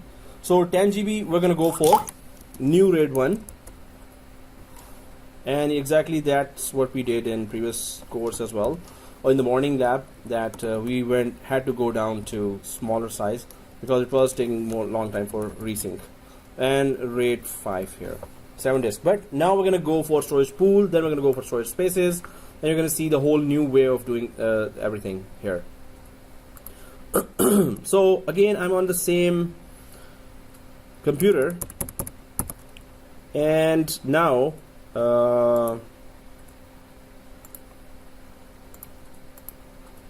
here, so right click, settings, and so 5 disks for RAID1 and 7 disks for RAID5.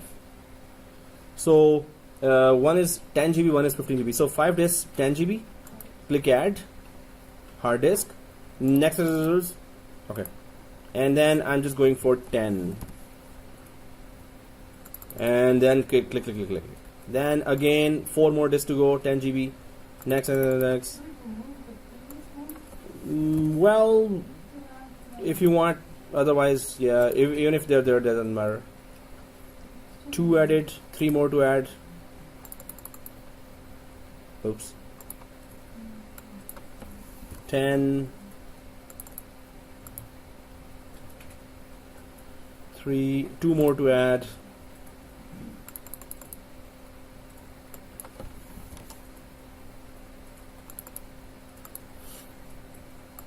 One more to add.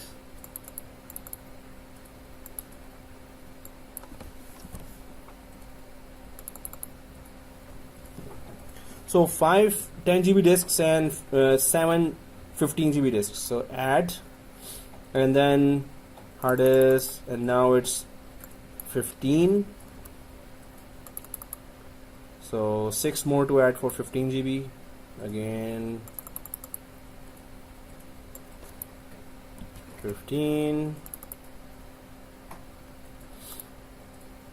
5 more to add. It's 15 GB. Wow.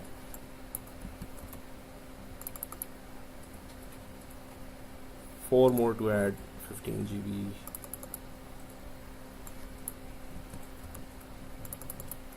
I have to come up with that PowerShell command to do that. 3 more to add.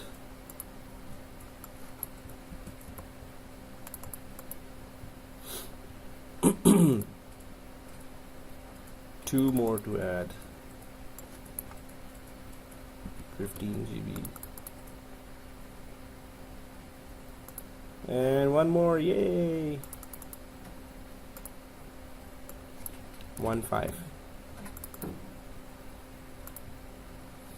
So, wow. That's sucks. Oh.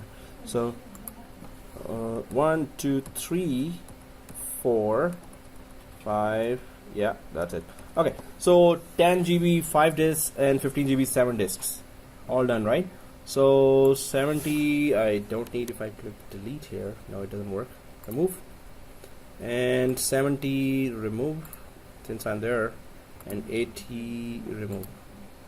You don't have to remove that, or if you remove that, doesn't matter really. So if all these disks are done, yeah, they're done, yay. So press OK. So 10 GB each done, right? So press OK, right? Okay guys, so once it's OK, wow, it's in shock. You kidding me? What? It was in so much shock it powered off. It's like, hey, this is total abuse of the virtualization. So get out of here. It just kicked me out. What? You're kidding me. I have to bring that, tall chair. So in very soon you're gonna see a chair here. Huh? Bar stool. Bars. What? Bar stool. Stool. Yeah. No, that would be actually. I would. So in Humber they have that. So they have a podium. Then I keep on standing. Then I have a. So yeah, that's the next thing I'm gonna ask them to do. Then they will say, hey, you're gonna sit then, right? So. What was this investment for when you're gonna sit? So I'm just gonna say that. No, actually, I don't want me to sit because I've been sitting, and now this sciatic pain. Seriously, but once it starts, there's no cure, right? I guess there's no cure. So I don't know. Doctor says, "Oh man, seriously, that was a Initialize. what?" Guys, you're not restarted, right? Why? Ooh. Oh, not good. It's a real shock. What did I do? I know that was an abuse of the virtualization, but so what? Weren't this made for this? Oh. I guess I need to remotely connect to somebody's computer. Can I connect to yours? Yeah. But how do you want to see it there? No, so I'm going to connect remotely from here to there. Yeah. So that screen will show here, and I will record from my laptop whatever is showing on my screen. Okay. So, that computer normally I use when there's. So I'll just remotely connect because I think it's in big shock. 28. I think the IP was 28 or 21 for that computer. That's the What is the IP for your physical desktop? 26. 26 now. Okay. Yeah, it always changes. Which is okay. 26. And I need to know your AWS 10 October 26. Where is it? So I'm just gonna log in from your account, which is 70-740. What's your account? 70 dash 740. 16 Oct 2017. 70-740 16 Oct 2016. Oh, Why did I go 16? Serious. And the password is? Work hard, 1, 2, 3. Yeah, work hard. Work hard 1, 2, 3. So I should be logging into your screen and you will be kicked out actually. Or not. Is it capital W? Capital W or small w? Capital. Work hard 1, 2, 3. Did not work. Please enter new credentials. Oh yeah, you know what? Because this account needs to be given the rights to remotely allow to remotely connect. Oh, you're done yet? And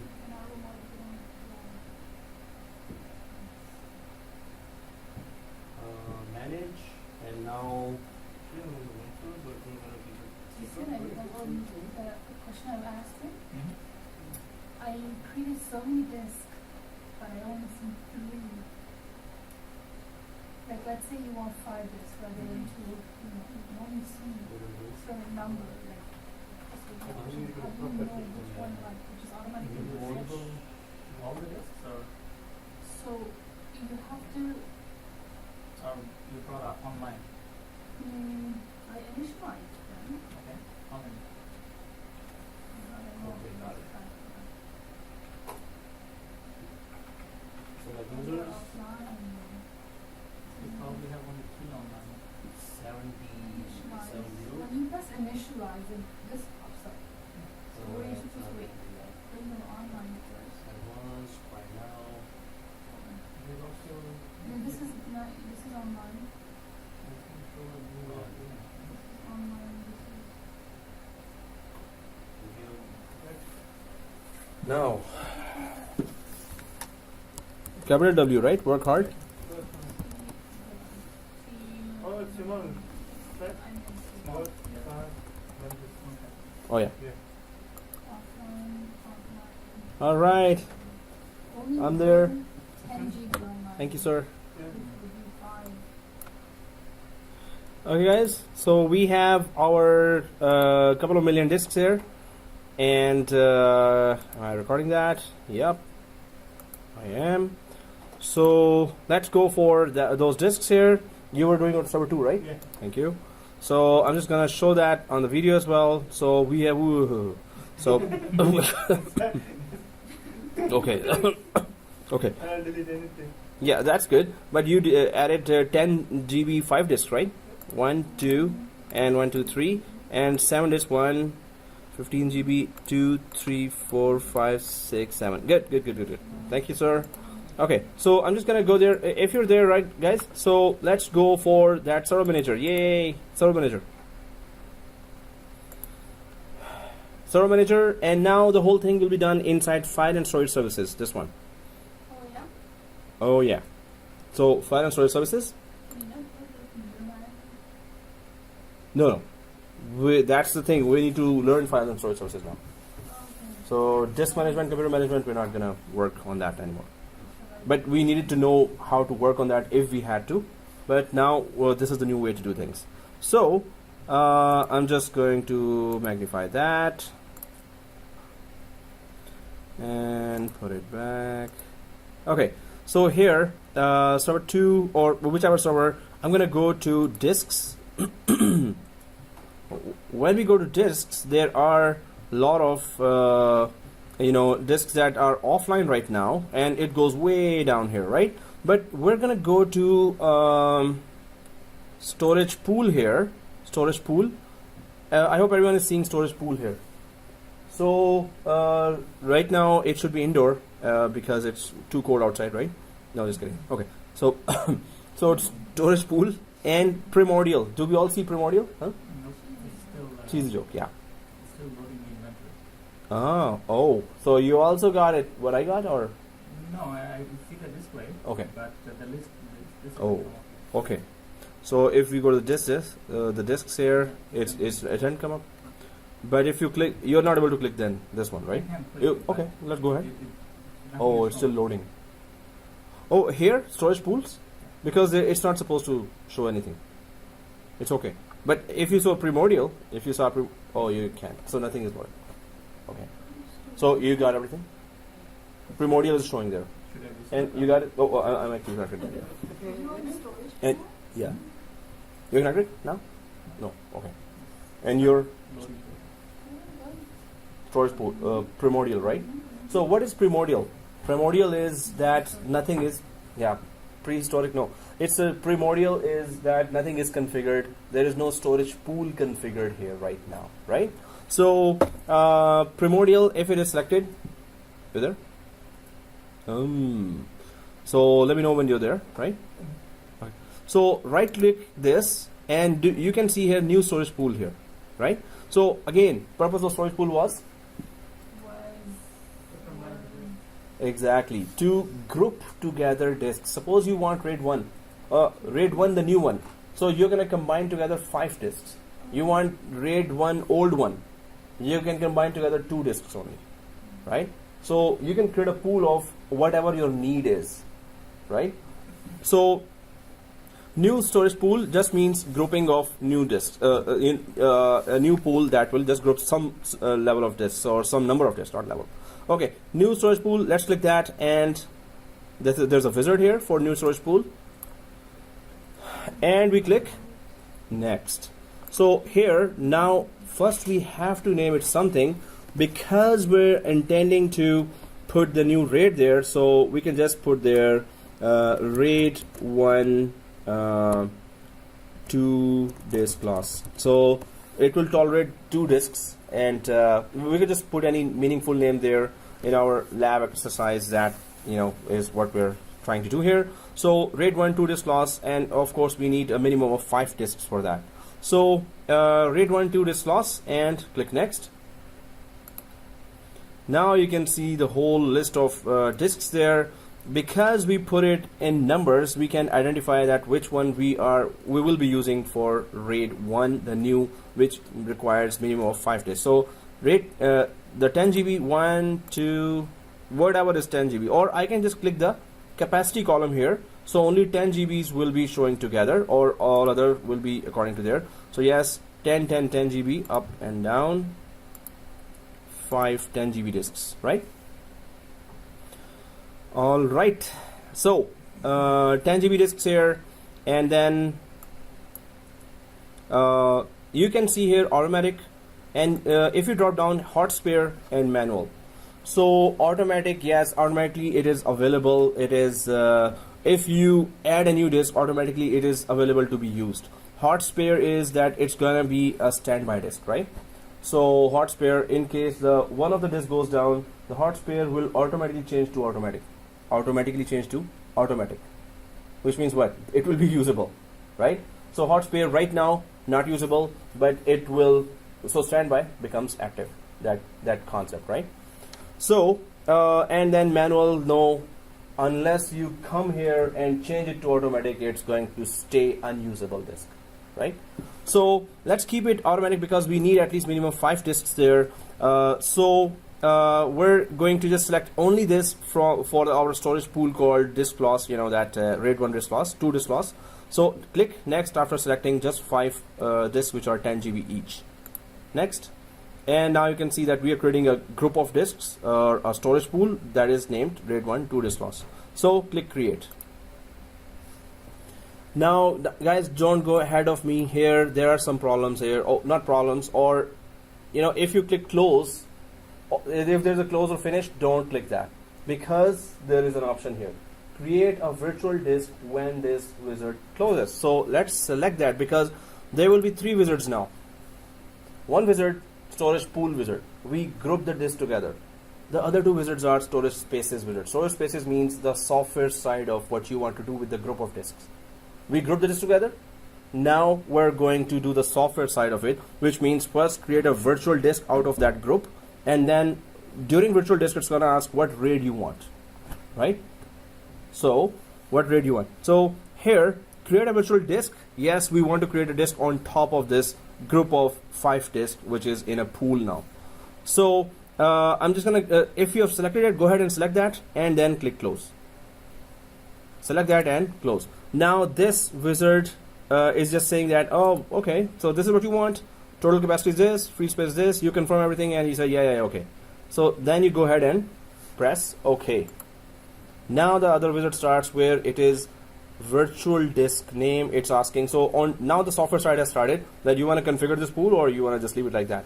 So maybe you want to leave it like that. You would not have selected that option there. So let's click next to create a virtual disk on top of that pool. And new other concepts are also coming now. I'm going to explain that. So that's RAID1 new. So this is a virtual disk name. We can just actually not new, the to disk loss. We're going to maintain that naming to disk loss. It tolerates 2 disks. So this is a virtual disk name. Now we're giving the same name there. But what is create storage tiers on this virtual disk? So it says here itself that storage tiers enable automatic movement of the most frequently accessed files to faster storage. Faster storage? What do you mean by that? Faster storage. So do we have a slower storage here as well? So it storage tier only is available now. You can is it are you able to click it? No one is able to click it, right?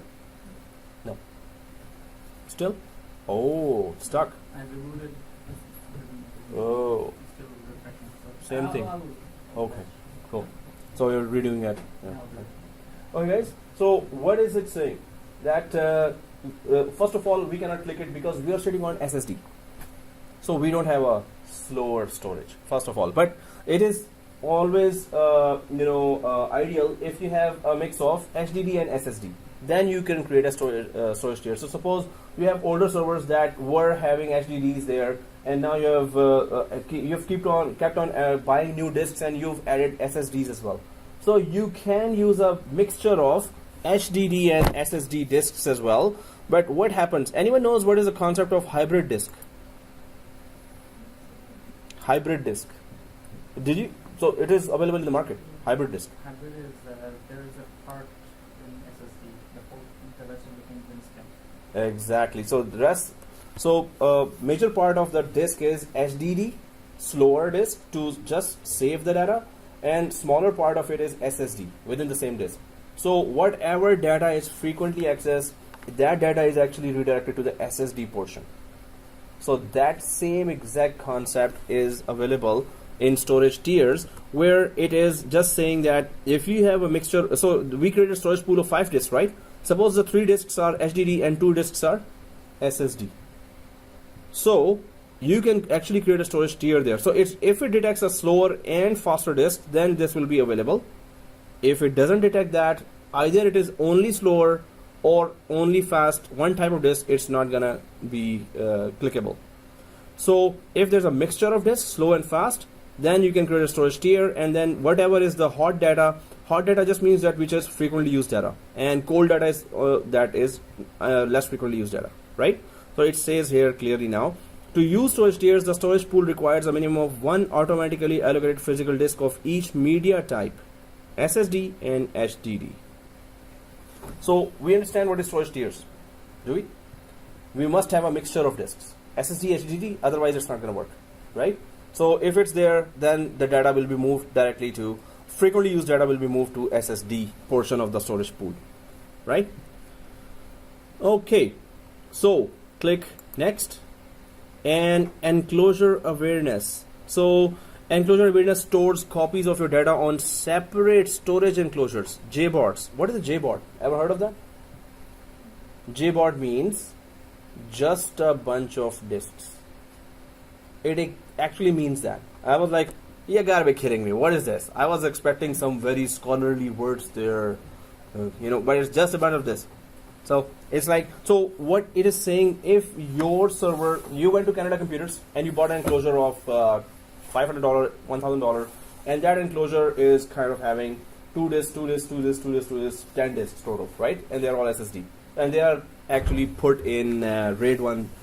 So normally they are in RAID1 in enclosures. So you put that enclosure and connect it to the your server here, Windows 2016 server. It can detect those bunch of disks here as well. And you can actually, so if it is permanently connected there with 10 disks in the enclosure that you bought from any of the market, any of the computer shop here, so it can detect those enclosures as well, and then you can use those disks and you can add those disks here as well in your virtual disk.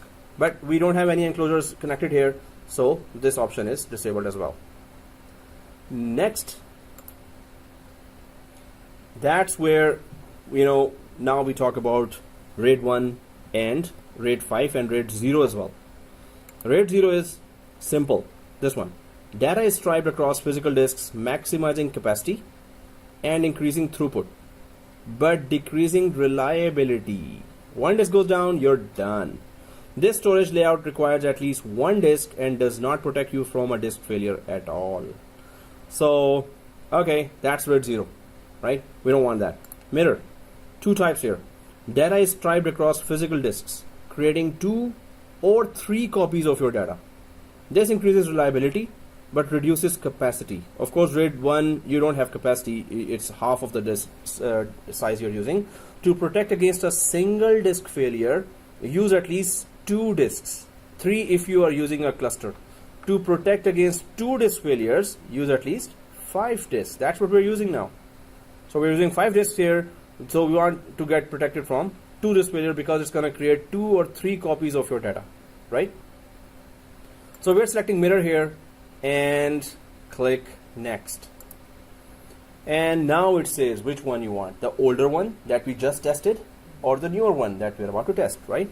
So two-way mirror, at least 2 disks are required and single disk failure is tolerated, or 2 simultaneous disk failures. This option requires at least 5 disks. So we go for 3-way mirror, and that's only available in 2012 and onwards 2016. And in this way it is only available, right? So and then you're taking all the step-by-step picture. You can send it to all of us on WhatsApp. Okay. Yeah, 3-way. Yeah, it's this mirror. Like if it says mirror, that's RAID1. So and 3-way mirror, right? No, you can keep doing it. It's good. So many others do that. Okay, so next, and then there is fixed and thin. Anyone knows the difference already? Thin and fixed disks. What type of disk you want it to be, thin or fixed? What is that? Come on. Thick means the disk that you create, virtual disk that you create, it will occupy the whole space right away. Yes. So thick is fixed. Thin is, so they should have used dynamic here, dynamic and fixed. Normally Microsoft used that. Now they mixed it with thin and fixed. Exactly. So Microsoft goes hybrid, yeah. So thin means that it's not going to occupy the whole space. It will only occupy that much space that the software that you're installing need. So it's not going to occupy the whole space. But let's go for thin because we need all that space. So thin provisioning, and then next. And we want to use the whole space there. If we had gone for fixed disk, then it would have let us use the maximum size. But we can go for what was the size they detected? 43 GB. I'm gonna go way back, and now I have no idea what size it was. Seriously, no, it is here as well, I guess. If we go down, and it's not here. If I had selected that, then I would know. Anyway, it was 10 GB each.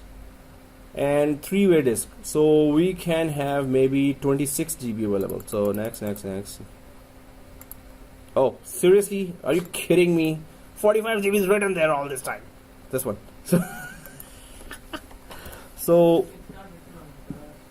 no, really? Yes, so probably they have to also need to go back and then come back. Oh yeah. Back and then. Okay, go back, and then come running here. So because like previously it was not showing. Yeah, now it shows. what? This is ridiculous, Microsoft. For me it shows 40 GB. 40. Why? Okay. Miscalculation from Microsoft. Okay, let's blame it on that. For fixed, No, thin. right? Yeah. And do you see this? I do not 45. see 45. I just see So specified. go back, and then come back. Next. Come running here.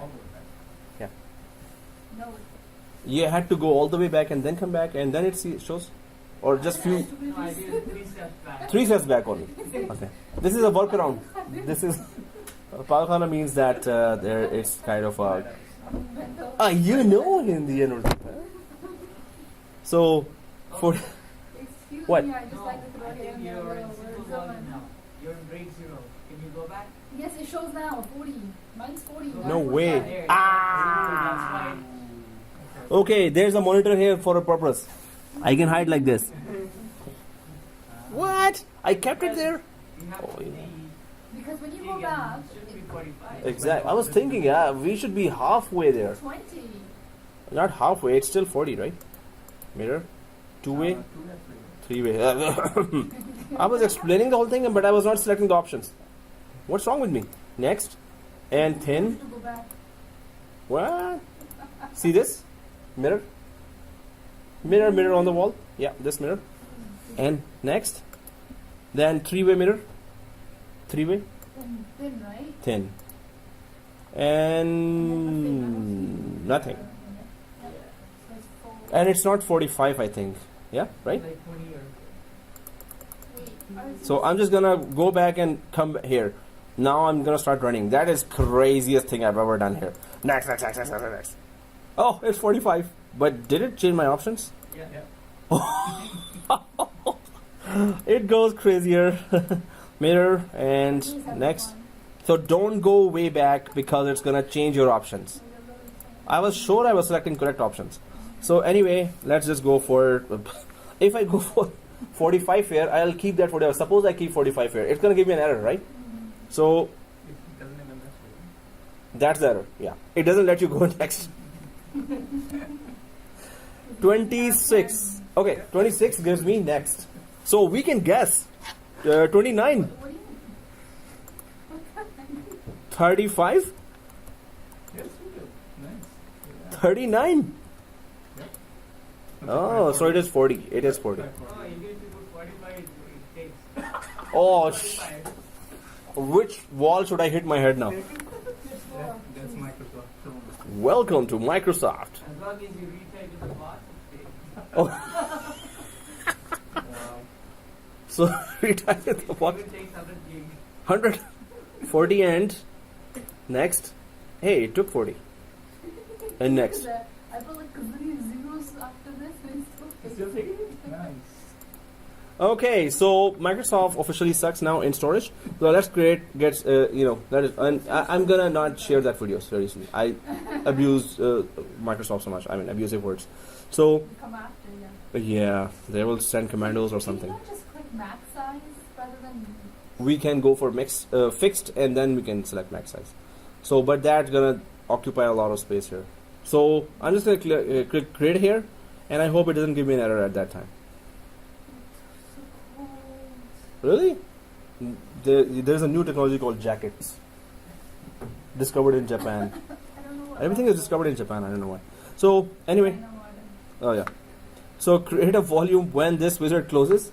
So guys, do not uncheck that. Do not uncheck that, and click close. First, we selected 5 physical disk storage pool. Second, we went for virtual disk wizard and selected a RAID. Third thing, we're gonna create a volume on whatever we selected. 5 disks in a pool and a RAID1 configuration. That is 3-way RAID, 3-way mirror, right? So, and then now we're gonna create a volume on top of that. So keep it selected and click close. Now the third wizard that completes the whole thing, and that is just go ahead and create a volume on top of it, right? So next, now where does it say? Yes, there it is. RAID1 2 disk loss. That's the name, and 40 GB. I've free space is 39 GB right now, and click next. Then it says yes, you're gonna be having 39 GB. Uncheck the pre-volume. What is this display on? Oh, you kidding me? Is it playing tricks on me today? So just refresh. Oh. Okay, yeah, I knew that. So, yeah. No, so, if there was a problem, it would not have let us go on ahead. It would have given us error 5 windows back. If we are able to come here, it's supported. So, okay guys, next, but thank you for that. Refresh and next, and 39 GB, and then, yeah, that's the full size we're going to use. Next. It's not listening. F drive. Oh, okay. So you missed what? Okay, so here. No, not in that. Like the other one. When you virtual disk is created, Click create and click close. create a volume when this. Yeah, create. You said not to. Somebody was That was busy laughing, huh? Look who's laughing now. Okay, anyway. 39. Next. What was that? Oh, okay, got it. 39. Next, and it's a F drive on top of 5 disks, right? H drive. In my case. So in your case, H drive. So next. And of course, it's RAID1 2 disk class. Well, we know what the meaning of that, so we can just click it. Keep it selected, or I'm just changing the volume label and click next, and then create. Yay! Please no error. Please no error. Please. Okay. So we're good. Nope. Just go ahead. Yep. So click close. Now we have RAID1 2 disk loss, and once you're sitting in storage pool here, right? And RAID1 2 disk loss, and then down here it is virtual disk area. You will see that it is in mirror form, right? Layout is mirror, and is thin, and it's 40 GB. So we're good. But if you keep looking on the right side, what are the members of this storage pool? So these are the 5 virtual disks of 10 GB each that are members of the storage pool. So this is the area we need to track now, right? So because we're about to mess it up. So let's go for that and go for our, of course, this file explorer, and of course you will see now RAID1 has been created with the new RAID and 5 disks underneath. So double click that, and of course the same exercise there, create a new folder called MKT, and double click that and create a very rich text document here. Maybe it has a lot of bitcoins, so text document here and MKT. You know, I bought 3 Litecoins just to know the process of how to buy Litecoins. It was $30 each. Now it is $90 each after 5 months. So maybe in 10 years it will be $100,000. So I'll just sell it. Just kidding. So anyway, right now you can go for any. Huh? Yeah, actually I was still under that discussion, so I might just discard it very soon. Under construction. So MKT, and we know the drill here. Close, open. Yes. Close, open. Yes. Okay. So you know the drill. Go to server 2 here, or go to that server settings. Now we're gonna take down 2 disks instead of 1. So we're gonna take out 1 disk out of 10 GB. So any one of the 10 GB, remove, and another 10 GB, remove. I hope it works now. 2, right? Yeah, 2 10 GBs, only 10 GBs. So remove. Yikes. Okay. Only 3 are left. Press OK. And what I would expect is that this should stay there. So double click that. Yes, double click. Yes, I'm working. Otherwise, it would have gone right away. As you've seen that what happened to RAID5, the older one, right? So it's still there. 2 disks are not there. So if I go down to the management area and refresh now this area, storage pool, RAID1 2 disk loss, and this area should be now in chaos. So refreshing, now you can see general physical disk server 2. There are 2. So now it still says mirror, but now you can see the yellow triangle here, or the warning signs here. Of course, these 2 disks are permanently gone, and it's we're working on 3 disks. 1 more disk goes, you know, the whole thing will be gone, right? So refresh again, nothing new happens, right? Okay, so what is the process of adding the disk right away in the new RAID1? Again, we have to add 2 disks right away, right? So let's go for server 2 here, settings. So 10 GB, we're adding the 2 disks again, but how do we actually so click no here, how do we actually add it to the RAID? So hard disk 10. So here 10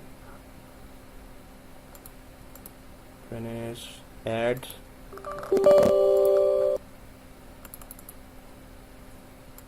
And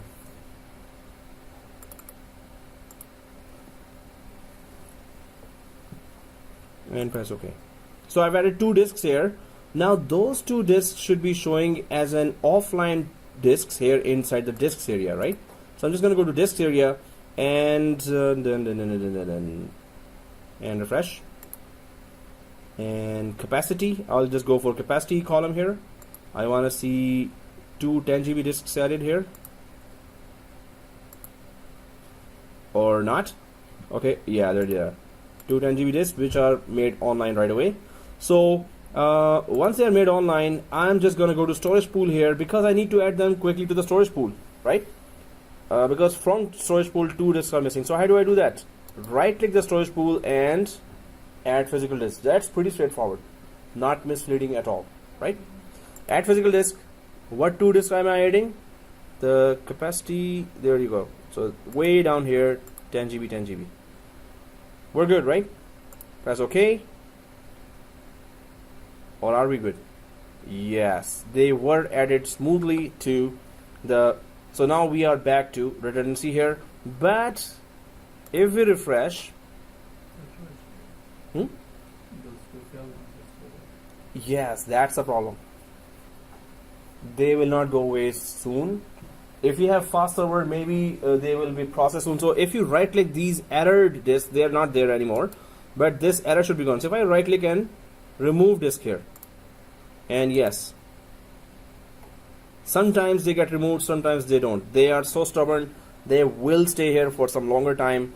We need some script to do that, or in a production environment I would have gone for a PowerShell script and check that why it is not removed, those errors. So it still keep on showing those errors. So the yellow triangle will still show there as an error as well. So sometimes I've seen that it just gets removed smoothly. The other disk, when I go, by that time something happens and it just stays there. So after maybe 2 or 3 days, it will just go away itself when you refresh, right? So did it refresh? Did it go away for you? No? Okay. You can close it. Yeah. No use of, yeah, you were saying?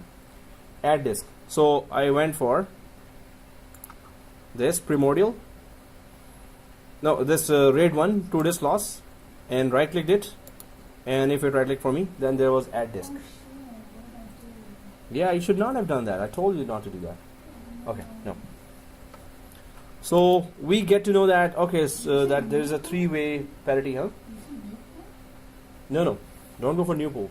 What, RAID1 is still created there? This one? No, I don't see this. No, disk will be here in disks area. Yes, okay, so then it's online. Yeah. How do I initialize It's it? okay. We don't have to do anything. Don't initialize that. Okay. Don't initialize that. Okay. Even if it's initialized, still go there to the add disk here. The new. You're not listening. See this? So those disks, if you have added, then just come directly here. And what if you partitioned it? What would you do? Reset the disk? Partitioned it means you formatted the 2 disks. Yeah, if you were to select the GPT format. Oh, even then, go here Okay. So and right click. Do you see add disks? Right. Add physical? Yes. Oh, okay. And well, it's not even letting me right click now. Seriously. Okay, guys. You Huh? can minimize that about down. And it was not cancelling. 1, 2, 3, 4. I have to close the whole thing or end task it. Oh, completed. But So you wanted to remove. task progress, Can you, task manager. so you remove Oh, it? it's gonna close the whole thing. So anyway, so guys, we're gonna be continuing on Monday Remove this. with the RAID5, and then we're gonna go for deduplication and other topics for the storage. Okay, so let's New RAID 1, right? And RAID 5, new RAID yeah, 4. RAID5 new RAID5 we're gonna do on Monday. So we'll continue with that. So it's part 1 of storage. We're gonna go for part 2 of storage, and then deduplication and other topics which are left. So we're going to continue from here. So power and Suspend. Oh, okay. Or close. Oh, no, I would just close it because I don't need that. I'll just shut down the machine. Oh, that was your machine. Okay, I just shut down your machine. Yeah. No, thank you. And close. And yeah, my machine just never started. So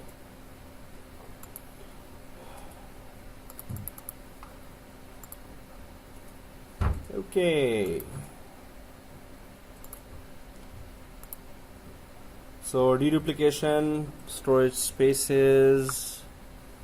Storage spaces direct is a theoretical topic, but we're going to talk about that. Very interesting new technology in 2016. You asked at one point to get a domain. For the Azure, right? Yeah, we're going to do that. something go with it? Yeah, sure. So GoDaddy.com, you need to go there and buy a $2, $1, $130 domain for 1 year. So we're going to just connect our Azure, our on-premises Active Directory to Azure Active Directory in the cloud. Yeah, we're going to do that. That's why we're going smooth here. We're taking our time. Does that mean if we use the